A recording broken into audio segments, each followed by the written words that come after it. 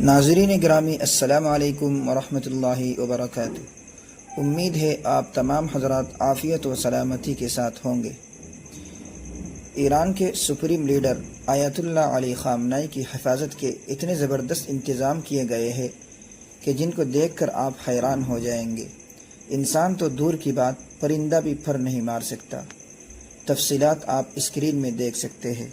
Iran के supreme leader Ayatollah Ali Khamenei की सुरक्षा दुनिया की सबसे घातक सुरक्षा प्रणालियों में से एक मानी जाती है। उन्हें 4 स्तरीय सुरक्षा घेरे में रखा जाता है। बाहरी घेरे में विशेष सैन्य दस्ते, उसके अंदर अनुभवी इंटेलिजेंस एजेंट, फिर हथियारों से लैस बुलेट प्रूफ यूनिट और सबसे अंदर विशेष सुरक्षा गार्ड जो सीधे सुप्रीम लीडर से जुड़े होते हैं। उनके आसपास उड़ने वाले ड्रोन तक जाम कर दिए जाते हैं।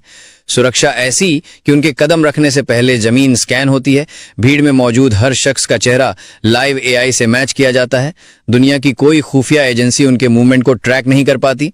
2020 में जनरल कासिम सुलेमानी की हत्या के बाद से यह सुरक्षा और भी सख्त कर दी गई है। अब उनके पास जाना तो दूर, उनकी छाया तक में दाखिल होना नामुमकिन है।